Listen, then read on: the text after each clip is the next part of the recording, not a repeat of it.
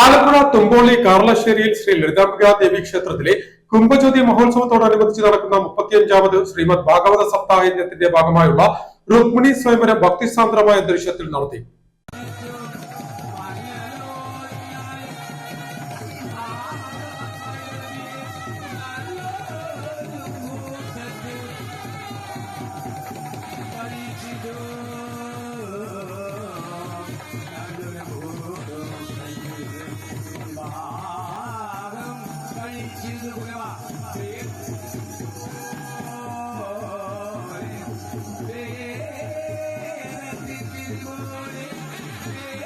ആലപ്പുഴ തുമ്പോളി കാർലശ്ശേരിയിൽ ശ്രീ ലളിതാംബിക ദേവി ക്ഷേത്രത്തിലെ കുംഭജ്യോതി മഹോത്സവത്തോടനുബന്ധിച്ച് നടക്കുന്ന 35ാമത് ശ്രീമദ് ഭാഗവത സപ്താഹയജ്ഞത്തിന്റെ ഭാഗമായുള്ള രുക്മിണി സ്വയംവരം ഭക്തിസാന്ദ്രമായ അന്തരീക്ഷത്തിൽ നടത്തി.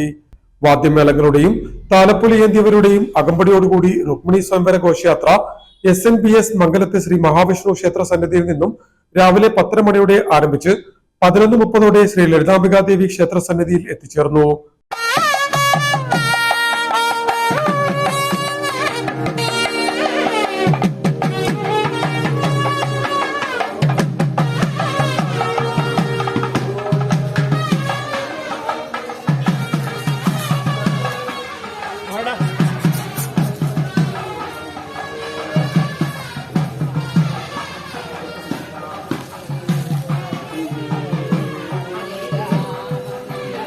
തുടർന്ന് നൂറുകണക്കിന് ഭക്തരെ സാക്ഷിയാക്കി രുക്മിണി സ്വയംവരം നടന്നു. രുക്മിണി സ്വയംവരത്തെ തുടർന്ന് സ്വയംവര സദ്യ, ദീപാരാധന, സോപാന സംഗീതം, സർവൈശ്വര്യ പൂജ എന്നിവയും നടത്തി.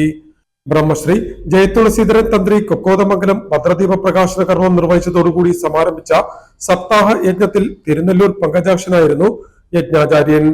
സതീശൻ കൊല്ലപ്പള്ളി യജ്ഞ പൗരാണികനും.